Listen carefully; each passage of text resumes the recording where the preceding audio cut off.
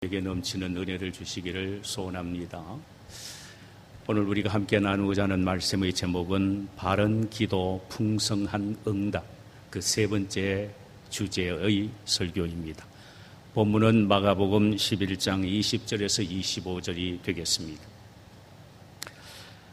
1969년 7월 20일 미국의 우주선 아폴로 11호가 달 착륙 미션을 마치고 지구로 귀환하게 되었습니다. 승무원 세 사람 중에 어윈이라는 사람은 그 랭크가 대위인데 그는 신실한 크리스찬이었습니다. 그는 세계를 다니면서 간증을 했지요. 한국에도 왔었습니다. 간증 중 비하인드 스토리에 대하여 이야기를 했습니다. 우주에서 일을 마치고 돌아오는 길 캡슐을 타고 지구를 향하여 천천히 떨어지게 되어 있었습니다. 그 떨어지는 속도는 낙하산 두 개가 함께 캡슐을 붙잡고 있기 때문에 공기 저항을 잘 감당하면서 조용하게 안착하게 되어 있는데 갑자기 낙하산 하나가 펼쳐지지 않았습니다. 아무리 비상수단을 써도 할 수가 없었습니다. 휴스턴 사령부에서 나사에서 아무리 힘을 써도 안 되었고 캡슐 안에는 세 승무원이 노력을 해도 되지 않았습니다. 큰 난리가 났습니다. 그대로 떨어지는 날에는 아예 박살이 나고 마는 그야말로 속수무책의 순간이었습니다. 바로 그때였습니다. 누가 먼저라 말할 필요도 없이 공중과 지상에서 함께 외칩니다. 우리 기도하자. Let's pray. 우리 기도하자. 하나님께 기도하는 길밖에 다른 길이 없다는 사실을 그들은 생각하게 됩니다. 그 캡슐을 타고 지금 지구를 향하여 떨어지고 있는 어윈 대령, 그는 하나님 앞에 간절히 기도하기 시작합니다. 휴스턴의 나사에 있는 모든 사람들도 함께 기도하지요. 그때 갑자기 이상한 현상이 발생을 하게 됩니다. 느닷없이 땅에서 회오리 바람이 일어나서 하늘로 솟아오르게 되었습니다. 그 바람을 맞으면서 낙하산 두 개가 한꺼번에 터진 것 같은 속도로 안전하게 땅에 랜딩을 하게 되었다는 이야기입니다. 어윈의 간증입니다. 회오리 바람이 난데없이 생겨난 것은 자신들의 기도로 하나님이 개입하셔서 회오리 바람을 일으키신 것으로 믿고 모두 다 하나님 앞에 손뼉으로 영광을 돌리면서 감사했다라는 말로 그의 간증을 마무리했습니다. 기도, 기적의 원천입니다. 그런데 알면서도 하지 않는 게 문제고 해도 응답받지 못하는 것이 문제입니다. 우리의 기도가 하나님 앞에 응답된 기도가 되기 위해서는 하나님이 기뻐하시는 바른 기도를 드려야 한다는 사실을 지난 시간에 이 본문을 가지고 말씀을 이미 드렸습니다. 오늘은 이어서 이 본문을 중심으로 해서 또 세 가지를 말씀드리고자 합니다. 오늘 생각해 볼 첫째 번은 용서와 화목이 선행된 기도가 하나님이 기뻐하시는 바른 기도라는 것입니다. 오늘 본문의 배경을 다시 한번 잠깐 리마인드 할 필요가 있습니다. 마지막 고난주간 월요일 예수님은 제자들과 함께 예루살렘으로 올라가시다가 길가에 잎만 무성한 채 열매가 없는 무화과 나무를 보시고 이제부터 영원토록 사람이 내게서 열매를 따먹지 못하리라고 저주를 하십니다. 다음 날 아침 예수님과 함께 예루살렘으로 올라가던 제자들은 이상한 현상을 보게 됩니다. 그것은 어제 예수님이 저주하신 무화과 나무가 뿌리채 말라 죽게 된 사실입니다. 베드로가 생각이 나서 예수님에게 말합니다. 선생님 보소서, 저주하신 무화과 나무가 말랐습니다. 예수님은 무화과 나무가 말라버린 이 사건을 기도에 도입을 해서 설명을 하셨습니다. 야, 얘들아, 기도는 이렇게 하는 것이다 라고 말씀을 하셨단 말입니다. 그 내용이 오늘 본문 22절 이하입니다. 하나님을 믿으라. 하나님을 믿으라. 내가 진실로 너희에게 이르노니 누구든지 이 산더러 들려 바다에 던져지라 하고 그 말하는 것이 이룰 줄 믿고 마음에 의심하지 아니하면 그대로 되리라. 그러므로 내가 너에게 말하노니 무엇이든지 기도하고 구하는 것은 받은 줄로 믿어라. 그리하면 너에게 그대로 되리라. 여기서 예수님이 강조하신 것은 기도의 생명은 믿음이라는 것입니다. 믿음만 갖고 하면 산과 같은 인간이 전혀 할 수 없는 불가능한 일이라 할지라도 이루어지게 되는 역사를 경험하게 된다는 것입니다. 그런데 예수님이 여기서 강조하신 믿음의 실체 두 가지가 있는데, 하나는 내가 기도하는 대상자가 하나님이시며 그분이 바로 내 아버지라는 사실을 믿으라는 것입니다. 이 세상에 존재하는 모든 아버지들은 다 위대합니다. 아이들이 볼 때는 자기 아버지 같은 사람이 없습니다. 슈퍼맨으로 생각합니다. 그래서 아버지에게 요구하면 다 들어줄 걸로 확신합니다. 마치 어린아이가 아버지에게 전적으로 믿고 요구하듯 성도들은 아버지 되신 하나님에게 믿음을 갖고 기도하라는 말씀입니다. 또 하나의 기도의 실체는 기도할 때에 의심하는 마음을 갖고 기도하지 말고 반드시 이루어 주신다는 확실한 믿음을 갖고 기도하되, 마치 산과 같이 인간의 힘으로는 전혀 불가능한 것 같은 문제라도 말로서 기도하고 믿으면 그것이 바다에 던져지듯 아무것도 아닌 것처럼 되어버린다는 것입니다. 이게 기도의 능력이라고 말씀하시면서 이런 믿음을 갖고 기도하되 더 나아가서 이미 나에게 주신 줄로 믿고 기도하라고 말씀하십니다.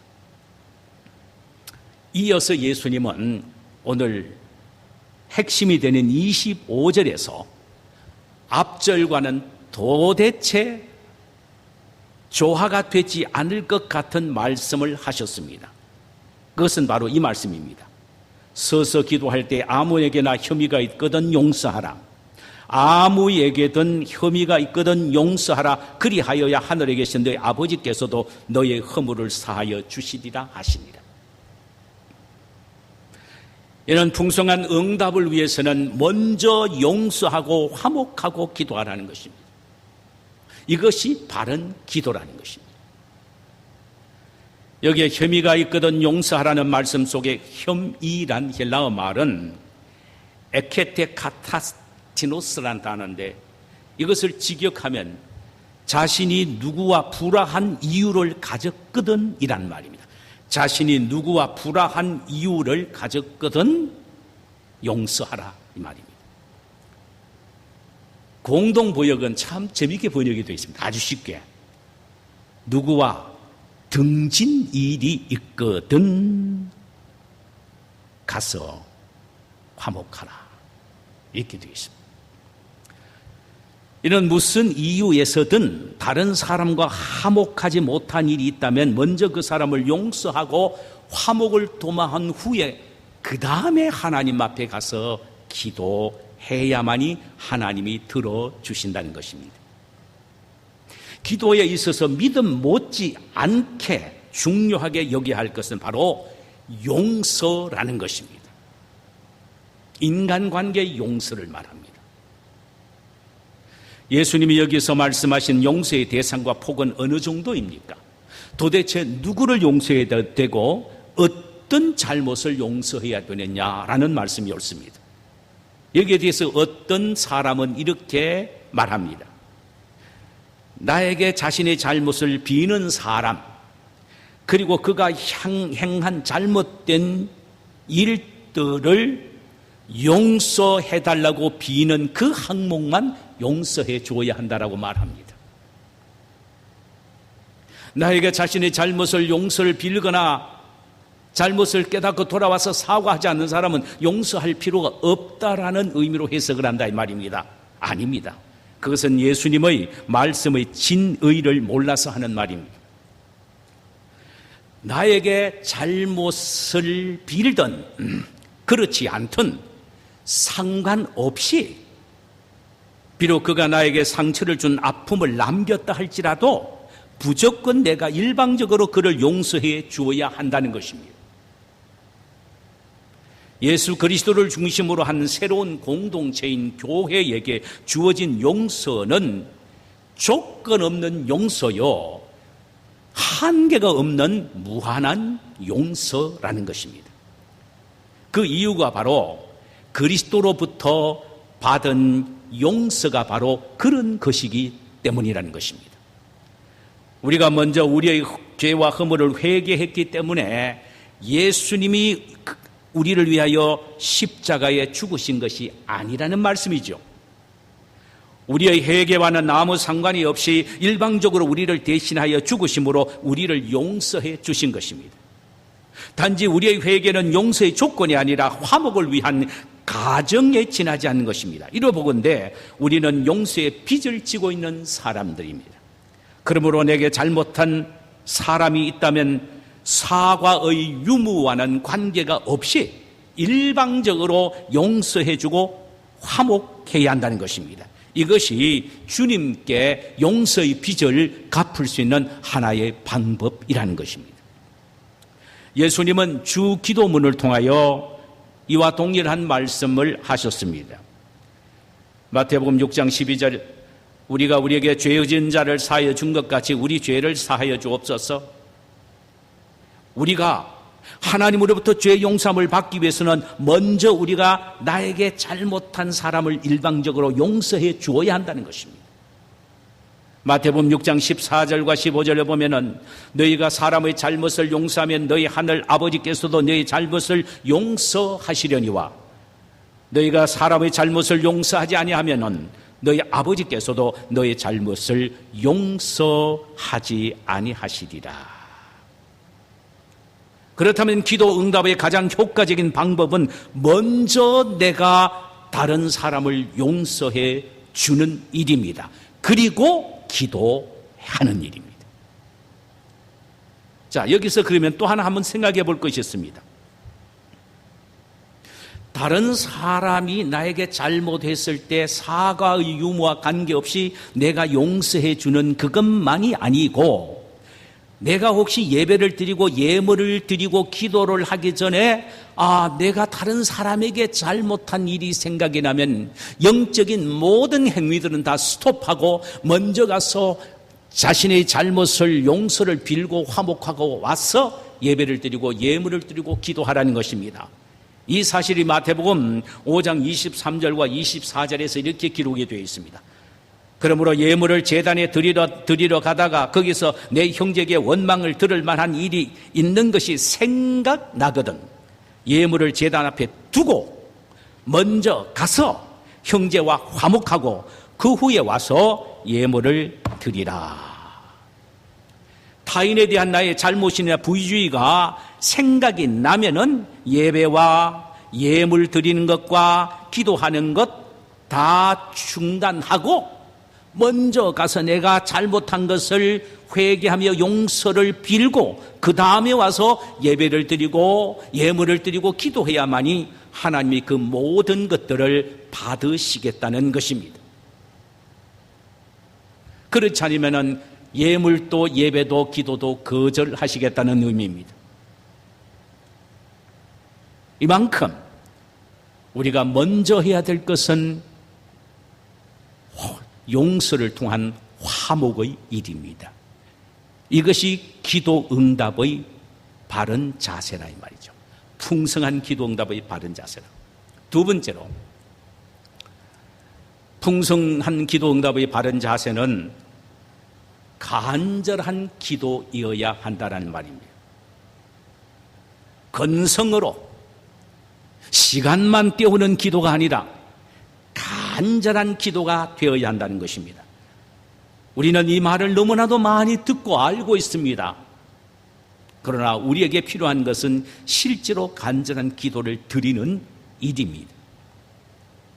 성경에 보면은 간절한 기도에 대하여 말씀을 많이 하셨습니다. 간절한 기도는 하나님의 마음을 움직이며 간절한 기도가 쉬이 응답받는 비결이라고 말씀하셨습니다. 잠언서 8장 17절에 나를 사랑하는 자들이 나의 사랑을 입으며 나를 간절히 찾는 자가 나를 만날 것이니라. 나를 간절히 찾는 자가 나를 만날 것이니라. 하나님을 만나기만 하면 모든 게 다 끝나는 것입니다. 그러기 위해서는 먼저 간절히 찾아야 한다는 것입니다.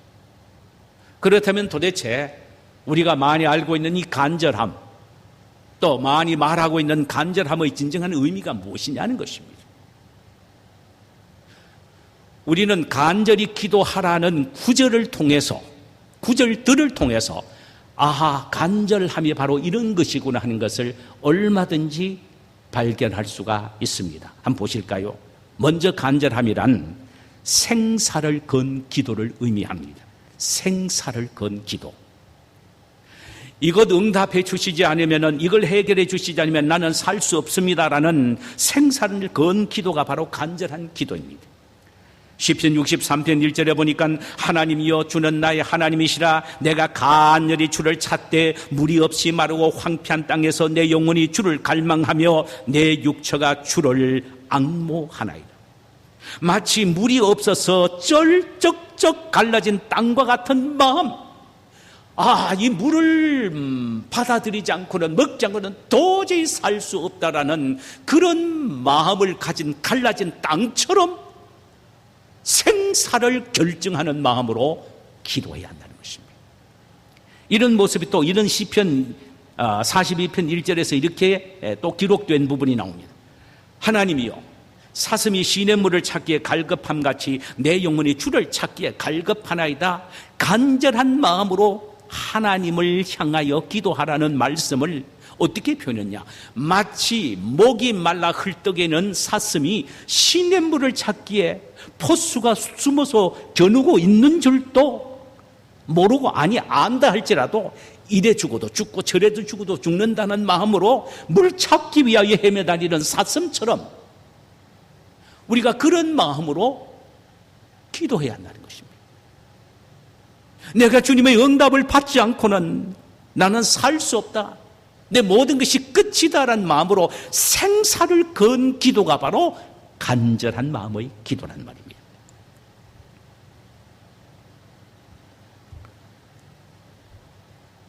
사도행전 12장에 보면은 초대교회 때에 베드로가 헤롯에 의하여 잡혀 구금된 장면이 나옵니다.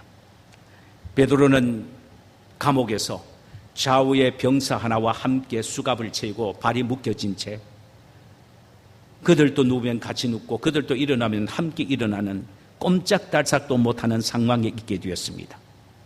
파수꾼들은 철청 밖에서 기다리고 있습니다. 헤롯은 그 밤이 지나면 베드로를 끌어내어 능지처참할 계획을 세워놓고 있죠.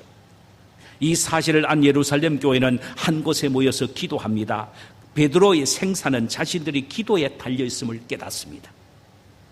그래서 교회는 베드로를 위하여 기도하기를 시작하는데, 그 기도하는 모습이 사도행전 12장 5절에서 이렇게 기록이 되어 있습니다.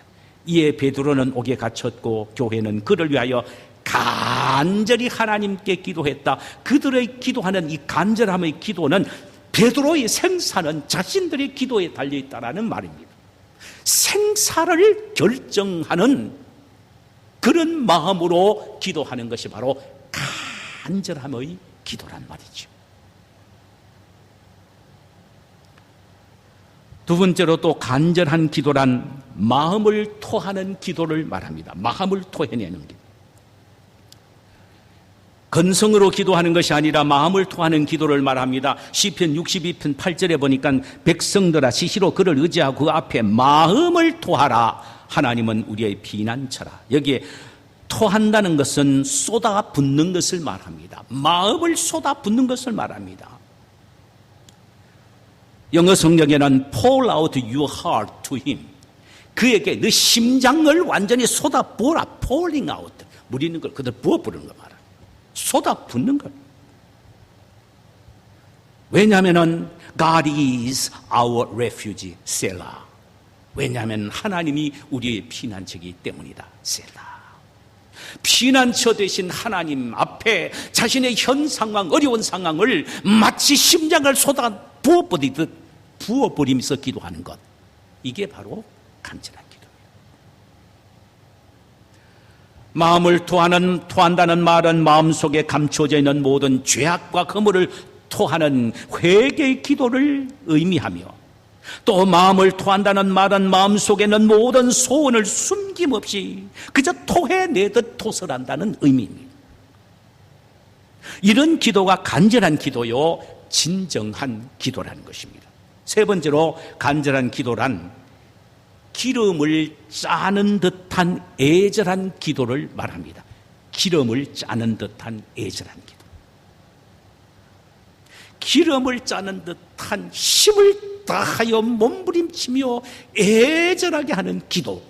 이것이 바로 간절한 기도입니다. 그래서 어떤 목사님은 간절한 기도란 간이 저리는 기도라 이렇게 말하기도 합니다.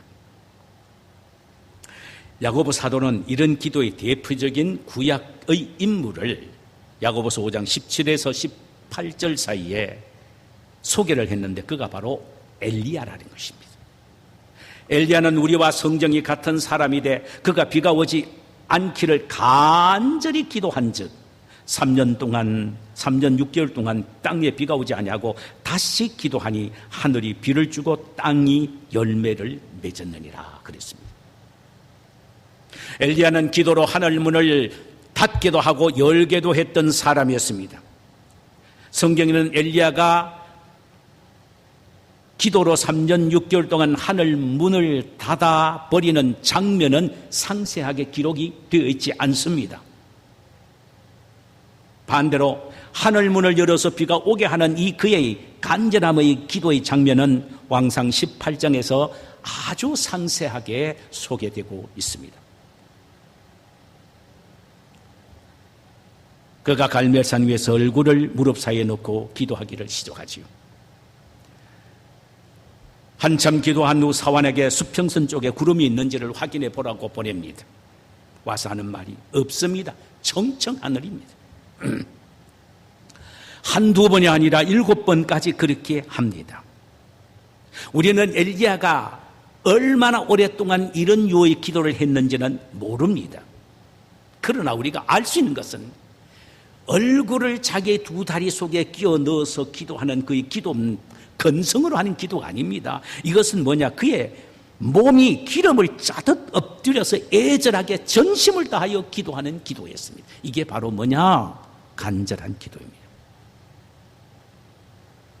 우리는 간절이란 기름을 짜는 애절한 기도임을 예수님을 통하여 확실하게 발견하게 됩니다.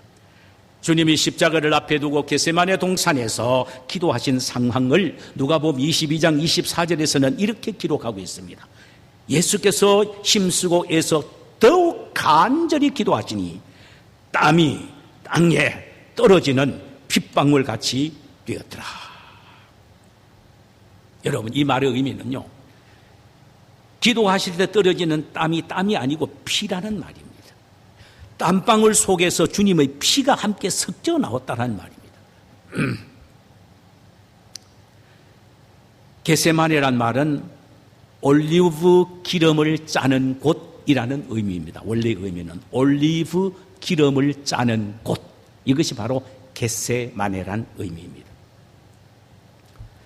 기름을 짜듯 힘을 다하여 열정을 다하여 예수님이 기도하시는 그 기도가 바로 간절한 기도란 의미의 다른 뜻입니다. 하나님이 가장 기뻐하시는 기도는 생사를 건 기도, 마음을 토해내는 회개와 숨김없이 쏟아붓는 열정의 기도, 기름을 짜듯 전심을 당하여 애통하며 몸부림을 치는 그런 기도, 바로 이런 기도가 간절한 기도이며 하나님이 원하는 기도는 이런 기도이며 이런 기도를 들을 때에 풍성한 응답을 주시는 것입니다. 여러분, 우리 아버지 하나님이, 우리 아버지가 되신 하나님은 우리가 마음을 쏟아서 전심을 다하여 하나님 앞에 애절하게 기도한다면 그거 절대로 물리칠 수 있는, 거절할 수 있는 담대하신 분이 아닙니다. 당신의 자녀들에게는 어쩔 줄 몰라 쩔쩔매시는 우리 아버지 하나님이십니다. 그래서 우리가 그런 기도를 하기만 하면 응답받게 된다는 것입니다. 마지막 하나는 하나님이 기뻐하시는 바른 기도가 뭐냐? 평소에 하나님의 말씀을 청종하는 삶을 사는 것입니다. 평소에 하나님의 말씀을 늘 청종하는 삶을 사는 자세. 잠언서 28장 9절에 보면은 사람이 귀를 돌려 율법을 듣지 아니하면 그의 기도도 가증하니라. 야, 요 말 참 매력적인 말이에요. 자, 다시 한번 들어보실래요? 사람이 귀를 돌려 율법을 듣지 아니하면 그의 기도도 가증하니라. 자, 영어 성경에는요, 만약에 사람이 하나님의 율법에 말씀을 듣는 것으로부터 그의 귀를 돌려버린다면, 비록 그가 기도한다 할지라도, 그가 비록 기도한다 할지라도 그의 기도는 가증하다.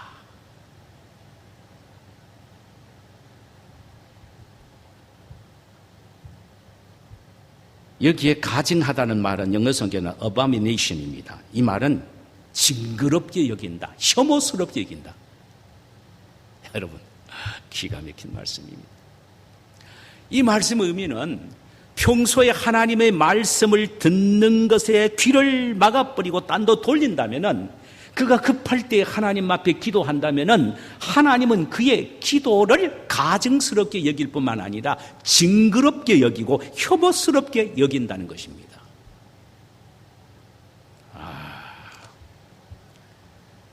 자식이요, 평소에 부모의 말씀을 듣지 않고 개구리처럼 항상 거꾸로 듣고 이야기를 한다면, 행동한다면, 정말 정작 자기가 힘들고 어려울 때 부모가 요청한다면요, 부모 그렇게 쉽게 귀를 기울여 그의 기도를 들어서, 그의 간구를 들어서 주려고 하지 않습니다. 그래, 그렇게 부모의 말을 듣지 않는 놈이, 그래, 네 힘들고 어려울 때 네 혼자 한번 해봐라, 뭐 이렇게 하는 거죠. 평소에 하나님의 말씀을 듣기를 싫어한다면, 평소에 하나님의 말씀을 듣기를 싫어하고 그 말씀을 따라 살기를 싫어한다면, 우리가 위급할 때 하나님 앞에 간구한다면 하나님은 길을 막으신다. 오히려 어떻게 해요? 징그럽게 여기신다.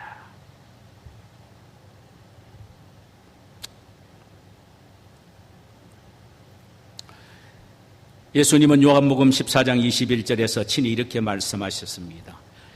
나의 계명을 가지고 지키는 자라야 나를 사랑하는 자니, 나를 사랑하는 자는 내 아버지께 사랑을 받을 것이요 나도 그를 사랑하여 그에게 나를 나타내리라. 그에게 나를 나타내리라. 내 말을 듣고 사랑하는 자가 나를 사랑하는 자다. 나를 사랑하는 자는 나도 그를 사랑하여 기도할 때에 내가 그의 기도를 듣겠다라는 말입니다. 나는 그를 사랑해 그에게 나를 나타낸다는 말은 그의 기도를 듣고 응답해 주신다는 말씀이에요.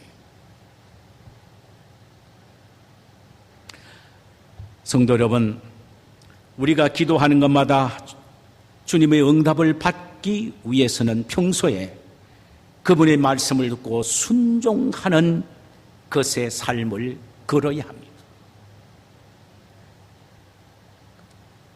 지난 시간에 왕하 20장을 통해서 히스기야 왕이 기도를 했는데 신속하게 응답되었다라는 부분을 말씀을 드렸죠. 그런데 그의 신속한 기도 응답의 비결이 무엇인지 아세요? 이걸 아셔야 합니다.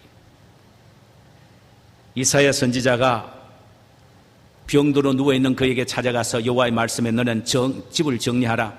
내가 죽고 살지 못하리라 사형 송고를 내리죠. 이 말을 듣자마자 벽을 향하여 낯을 대고 그 자신의 낯을 벽을 향하여 하나님께 기도하기를 시작합니다. 그 내용이 왕하 20장 3절에서 한번 이 내용을 들어보세요. 여호와여 구하오니 내가 진실과 전심으로 주 앞에 행하며 내가 진실과 전심으로 주 앞에 행하며 주께서 보시기에 선하게 행한 것을 기억하옵소서 하고 히스기야가 심히 통곡했다 그랬습니다. 무슨 말입니까?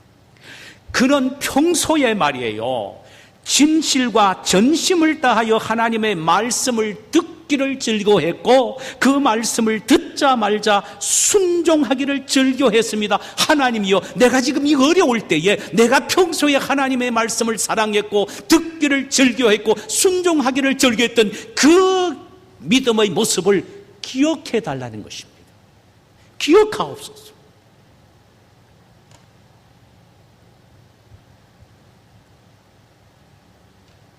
기억하시고 나의 기도를 들어 응답해 달라는 것입니다. 평소에 그가 하나님을 신실로 섬겼던 그 순종의 모습, 신실의 모습이 결정적 순간에 그의 기도를 응답받게 하는 큰 도구가 된 것입니다. 그의 신속한 기도 응답이 왕하 20장 5절에서는 이렇게 기록이 되어 있습니다. 내가 내 기도를 들었고 내 눈물을 보았다. 내가 너를 낫게 하리니 내가 3일 만에 여호와의 성전에 올라가겠고 내가 내 날에 15년을 더할 것이며 내가 너와 이 성을 아수르 왕의 손에서 구원하고 내가 나를 위하여 내 종 다윗을 위함으로 이 성을 보호하리라.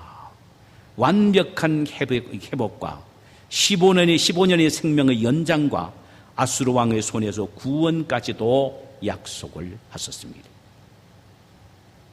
히스기야의 신속한 기도 응답의 비결은 평소에 하나님의 말씀을 잘 듣고 순종했던 그의 삶의 태도 때문이었습니다. 우리가 위급할 때 신속히 기도 응답을 받기 위해서는 히스기야처럼 평소에 하나님의 말씀을 듣고 순종하기를 즐겨하는 삶을 살아야 합니다. 이런 삶을 사는 자의 기도가 바로 바른 기도란 말씀이에요. 말씀을 맺겠습니다. 하나님은 우리의 기도를 들어 풍성하게 응답해 주시기를 원하십니다. 그러기 위해서는 먼저 용서해 주고 용서를 구하는 화목의 자세를 갖기를 원하십니다. 마음에 있는 모든 것을 쏟아붓는 기도의 자세로 기도해야 한다는 것입니다. 평소에 하나님의 말씀을 듣고 순종하기를 즐겨하는 삶의 자세가 우선이 되어야 한다는 것입니다. 우리 모두 이런 기도의 사람이 되시기를 주님의 이름으로 축원합니다. 우리 이 시간에 찬송 365장을 부르십시다.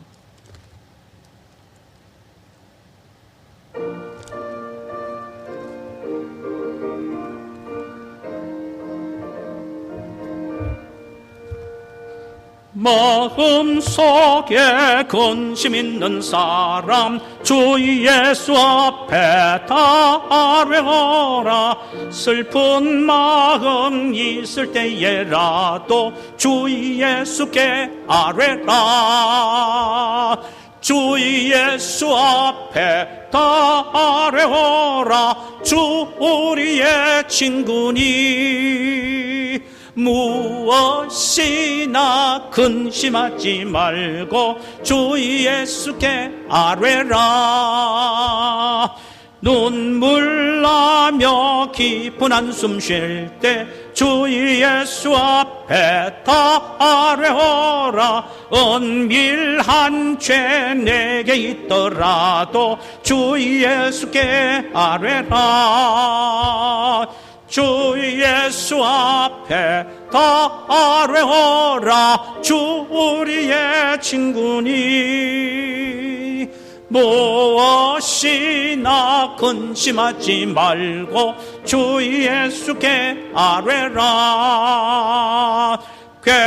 괴로움과 두려움 있을 때에 주 예수 앞에 다 아뢰어라. 내일 일을 염려하지 말고 주 예수께 아뢰라. 주 예수 앞에 다 아뢰어라. 주 우리의 친구니 무엇이나 근심하지 말고 주 예수께 아뢰라. 조금 앞에 겁을 내지만 자여 주 예수 앞에 다 아뢰어라. 바라보는 자여 주 예수께 아뢰라. 주 예수 앞에 다 아뢰어라. 주 우리의 친구니 무엇이나 근심하지 말고 주 예수께 아뢰라. 사랑하는 여러분, 기도 응답은 하나님의 가장 분명한 약속입니다. 그러므로